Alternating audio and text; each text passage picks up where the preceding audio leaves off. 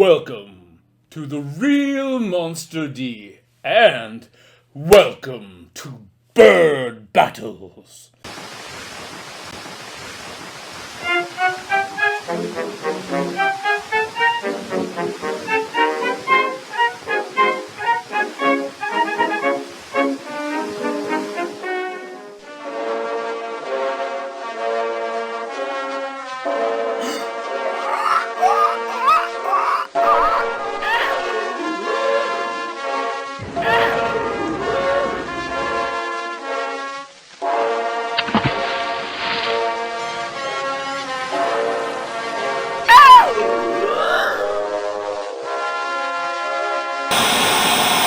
Have you had your fill of birds by now? Well, too bad. I'm going to talk about a classic, heavily influential band, a great big heavy band with a light fluffy name, Budgie. Yes. But in order to do so, I have elected to bring along a true expert. Perhaps no one else I know of has spoken and shared more about this incredible band than this man that I have with me today, the leader of his own legendary band in its own right. That band would be Raven, and that man would be John Gallagher. Hey, how's it going? It is going. Good to know. What is it about this band that has inspired you the most? Well, they all wear shoes as well. And curiously enough, we do. Oh, wow. There is a conspiracy afoot here. And I use afoot as a terrible pun. A conspiracy on both feet, as it were. There you go. I think so. We're marching into trouble here. Budgie were the second concert I ever went to see in, I don't know, maybe 74, 75, something like this, when they did the Bandolier album. Wow. Yeah. And I saw them maybe, 3 times after that. And then we played before them on our first gig with Ozzy Osbourne. Okay. And then I saw them a few months before then. And then we actually opened for them at a gig in Virginia. The club owner said, I know you guys love Budgie. Would you like to come and, yeah, we're there, we'll do it. Just so we can hang out and meet them. What we're going to do today is we are each going to sort of volley back and forth. We each have our 5 favorite Budgie songs. And what we'll do is we'll each obviously reveal and name a song and then say a thing or two that we love the most about it and just continue to go back and forth that way. And John, since you are our most hallowed guest, how about you go first with the very first song? The one and only.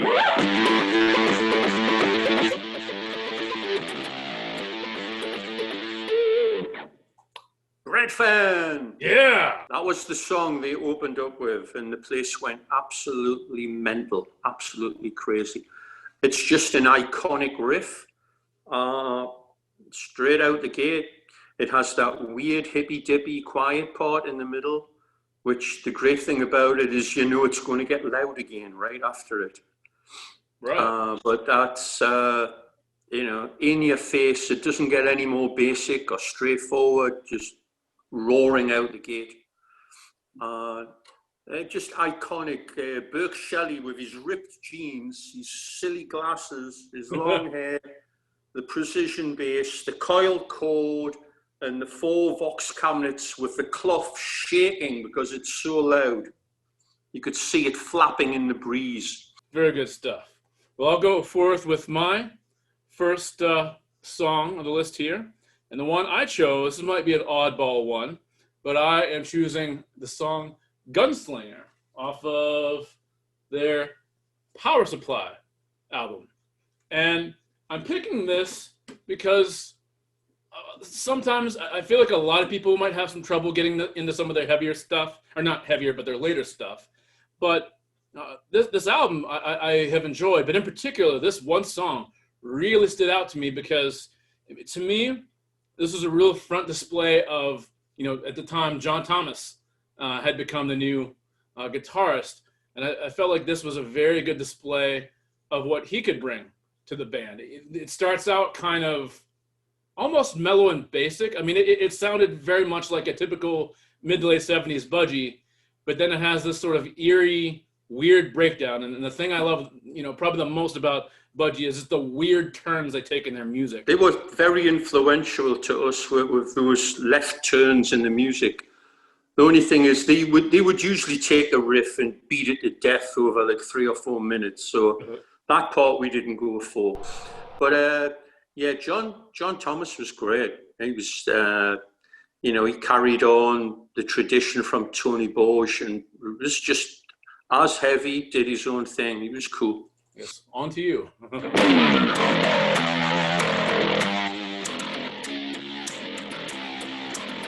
Oh, okay. And that is In the Grip of a Tire Fitter's Hand. Yes. That's that awesome riff at the beginning, which is like it.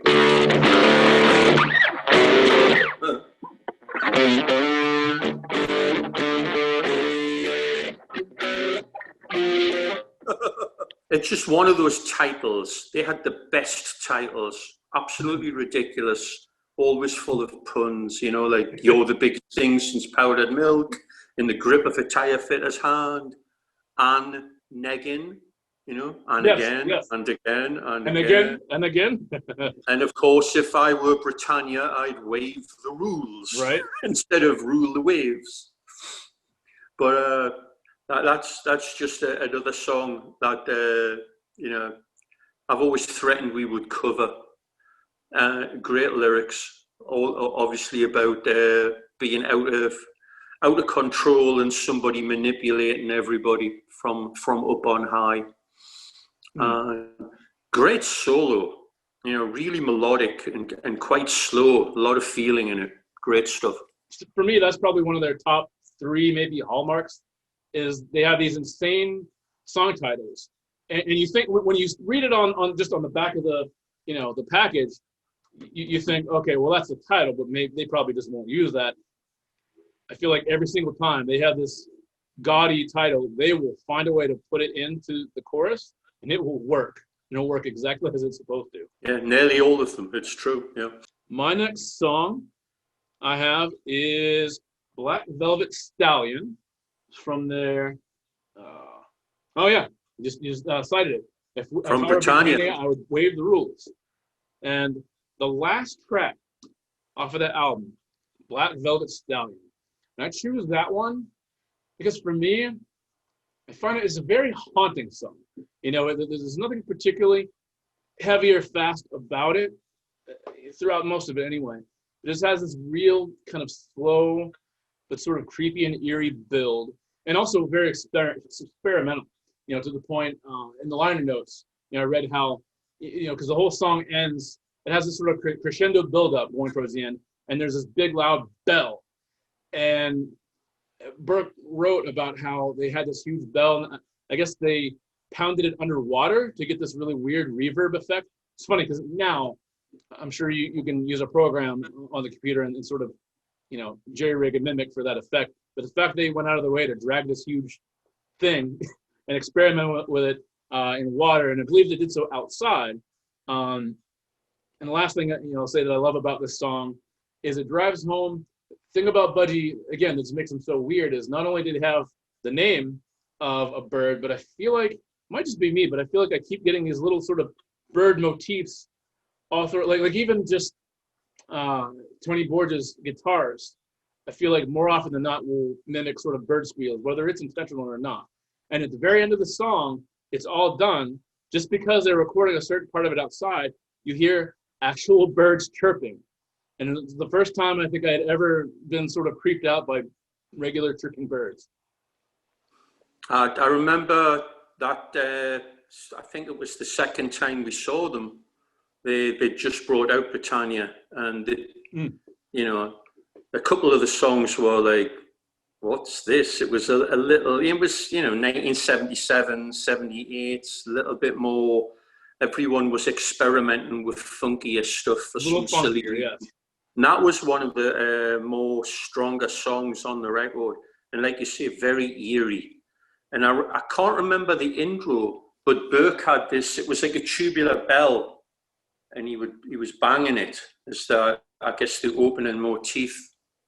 I guess Tony was playing chords, and he should go, dong. Oh, right. That's right. It did open with a bell as well. The bell is more muted. I remember that. As it opened. But it's so, you know. Black Velvet Stallion. All right. So next is your next song. In for the Kill. Ah. In for the Kill, which is where Ray Phillips had left, and they got Pete Boot in on drums, who had a very thing going on all the time. But a crazy album. But that song was just right out the, you know, just one of those killer riffs with a, you know,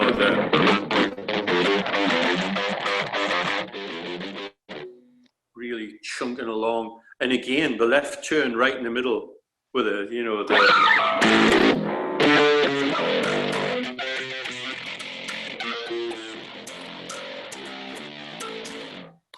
and then into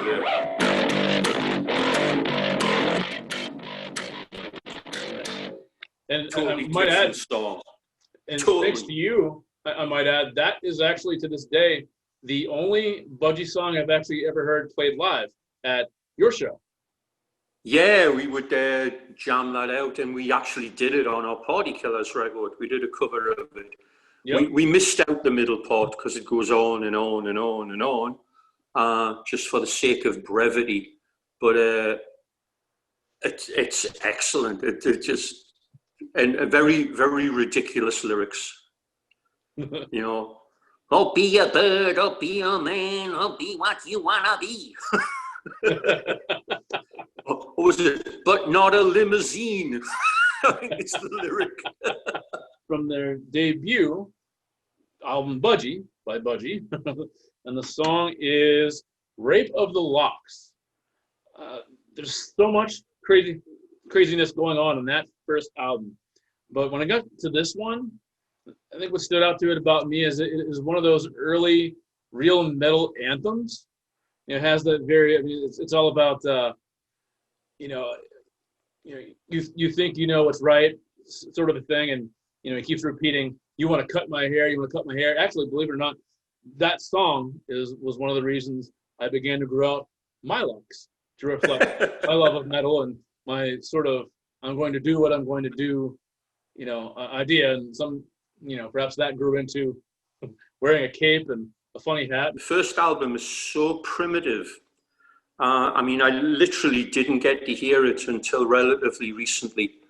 And also Squawk. Squawk has a couple of okay songs on too. Yeah. But they really changed the game. They raised the bar by the third album. They were a different band, even though it was the same three guys. Their songwriting jumped. I mean, the difference between something like another great title, Nude Disintegrating Parachutist Woman. Yes. With that ridiculous lumbering riff, to something like Bread Fan was like light years difference, I think there's a very telling quote on the first album. I think there's liner notes from Roger Bain, who was the producer, who'd also produced I believe the first Judas Priest album and the first 3 Black Sabbath albums. Right. So he was a go-to guy then. And he talks about Tony Borge having a Gibson semi-acoustic guitar, which he'd filled with newspaper to stop the feedback. And he had the comment, "It would have been nice if he'd taken the fish and chips out first." Which I thought was ridiculous, but there you go. So you're next. So your song is up. Zoom Club. Zoom Club. There we go. That was our go-to. We would have these parties. We'd put Zoom Club on. It would go on for 9 minutes, and we'd just be headbanging like maniacs and jumping around playing air guitar. The bottle.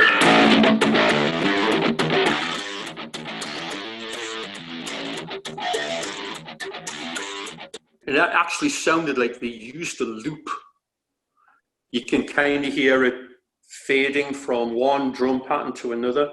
So I think they just had a loop going. It's at one point. It's very weird. When it comes out of the solo, you can kind of hear it happening. And that was the first time I'd ever heard that. And you were like, oh, they're doing something strange there. I could hear that. But apparently it's about a club in Frankfurt that they used to play, that a lot of American GIs used to go to. And they had a wonderful time playing this one club. And that was the inspiration for the song. You know, I appreciate, again, I call it a road trip song because it is one of those songs for me where I sort of just, you know, park my brain back into my head and just sort of coast with it. It's a very good mental coasting song for me. It's one of those songs. There's so many songs that are like that usually are a little longer, that it's they take you on a journey. Right. You know?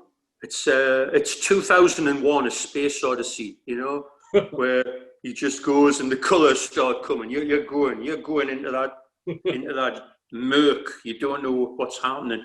And actually, that's a perfect segue because my next song is very much one of those long musical journeys. One you already referenced. This is one of my favorites. It's "You're the Biggest Thing Since Powdered Milk." There was a time where I might have put in was the one "You're as Hot as a Doctor's Armpit," because I heard that one first. But then I heard this song. This song just goes almost everywhere a song could possibly go. I mean, it starts out with this drum solo that is long enough to qualify for a song itself.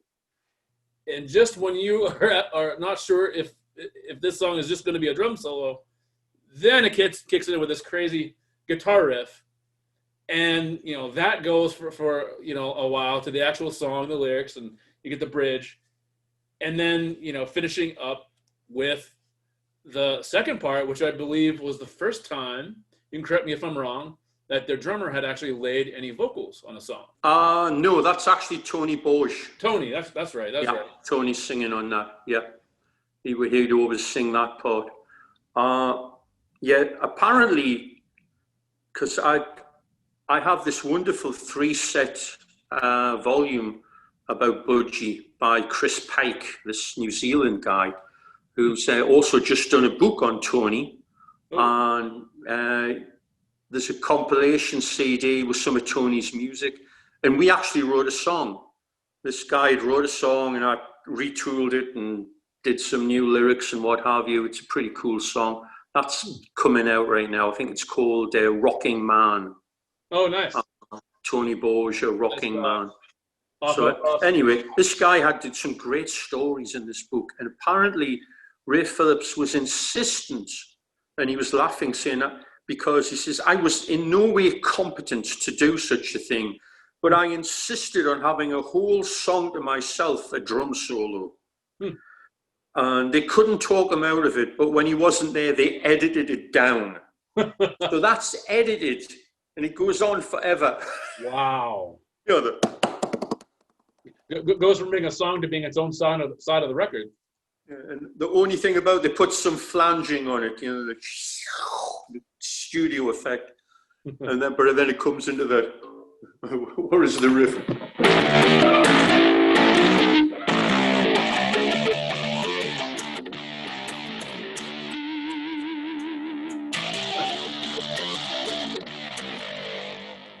I believe the next song is yours. And that way, is that your fifth one? I think it will be my fifth one. Okay. Which one are we doing for? Oh, yes. Oh. Can we do it? Can we cheat? Can't do it on it.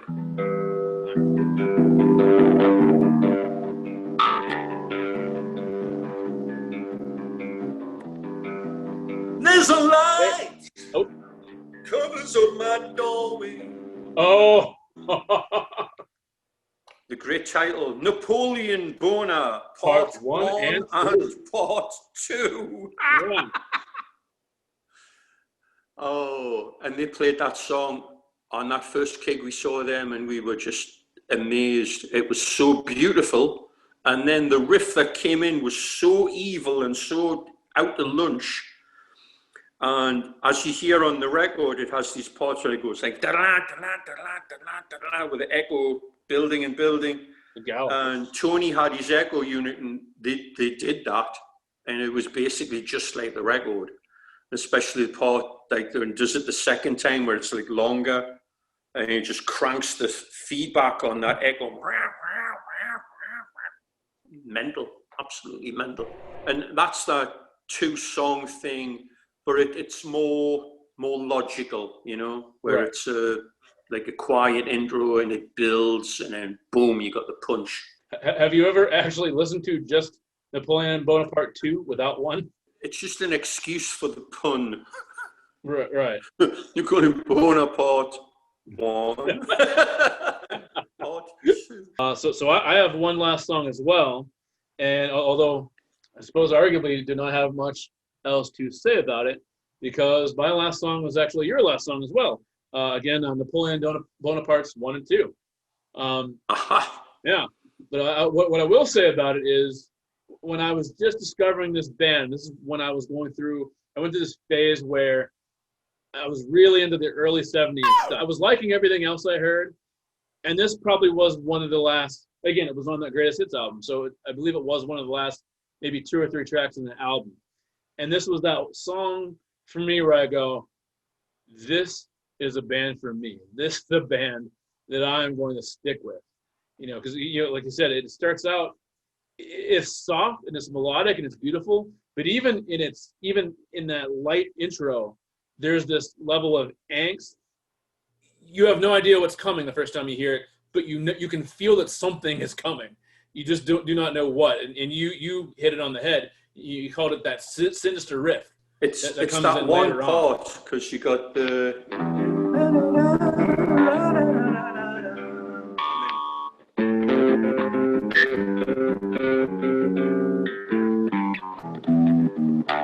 And then it goes.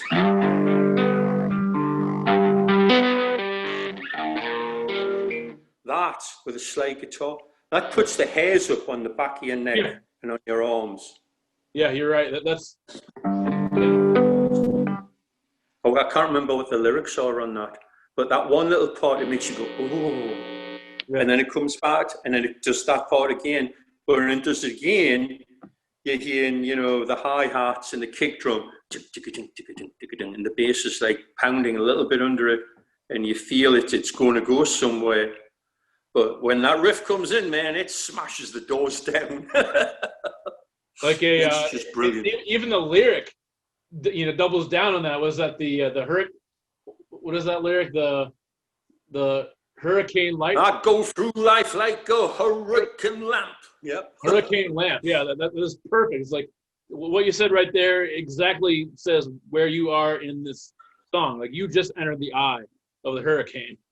Oh yeah. You take straight in.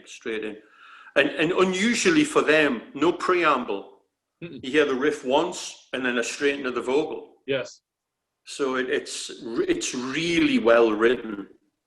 And like I say, for them, a lot of brevity. It's quite a long song, but nothing's wasted.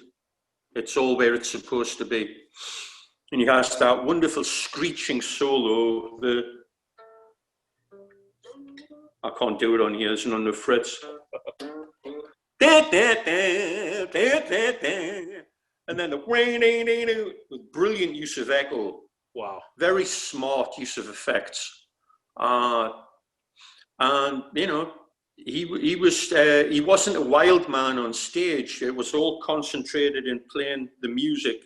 But what came out was certainly wild enough, you know. And now I really just want to take a moment and ask sort of what you have going on, what you might have coming up. I know this may come out a good bit later, so I don't know if you have anything coming sort of later in the future or even in the next year. Well, we've obviously just released our new album, Metal City, which came out like 3-4 weeks ago almost at this point. Yep. It's been doing incredibly well. getting some rock radio play all over the States. I think it's like number 4 on the aggregate chart, doing great in Europe. And more importantly, the fans are loving it. The fans are really digging it. We think it's the best thing we've ever done, which is, every band says that, but this is an actual fact for once. It's the real deal. The reviews have been unbelievable because, if the reviews are good, it's great. If they suck, who cares? But it's great to have a consensus, like maybe 50, 60 reviews, right, and they're all giving it 9 out of 10, 7 out of 8, 4 out of 5, this kind of thing. Right. It's, good to know. And for a band that's been around as long as we have, I mean, from 1900 and Frozen to Death till now, 46 years. 46 years. I can't get my head around that. Wow. And to put out an album this good now, there's not many bands doing that. I have a particular weakness for metal anthems. I do not care what it is, or even if it's something off of like a Turbo type album. If it's a song that has metal in the title and it is that kind of anthem, I am all for it. So that had me excited from the moment I heard that title. Yeah, we got a couple of those. There's Metal City and Battle Scarred is a bit of an anthem as well on there too. So we got that cornered, that part. We got that part set. We are set to do a European tour in February, all things being equal. Right. And if all things are not equal, we shall postpone it until they are. And as soon as things are open. Well, I appreciate you flying on in to discuss the Budgie with me. Always great to talk about a bird band with a fellow bird lover. Anyway, we'll work on those things. But yes, I'm a hornithologist. Yes. So grateful to watch this band like a hawk with you. Thank you so much for sharing your input and your wisdom and your insight, as well as your playing on the go here. All is very much appreciated. And thank you for being you.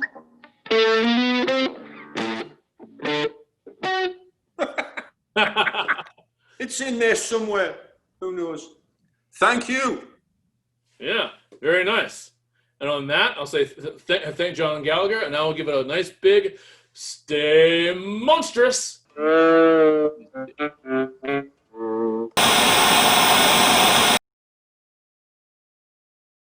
Welcome to the drawing challenge. Are you ready for me to turn your world upside down? How about just your turkey drawing? How do we all draw turkeys? Hand on the paper. Trace the hand, right. How many times in your scholastic life did you have to do this? There we go. Oh, what was that? Should I have had my fingers closed? But I told you, I'm turning the turkey upside down. Yes. For a different kind of turkey. Here we go.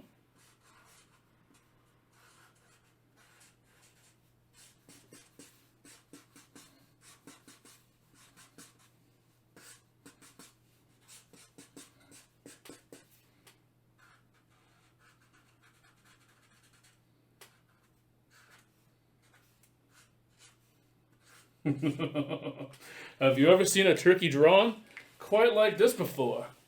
Let me see here.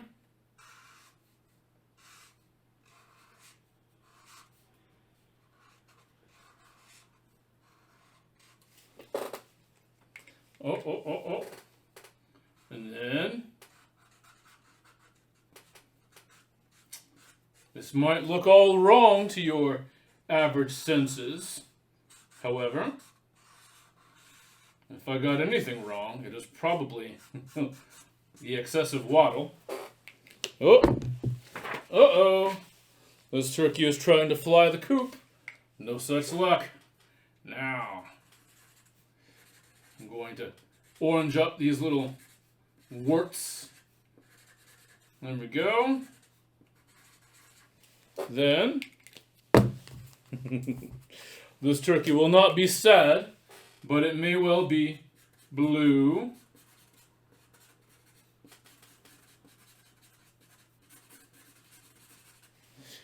Finish that up with what should be a fairly well-aged black marker for some extra shade.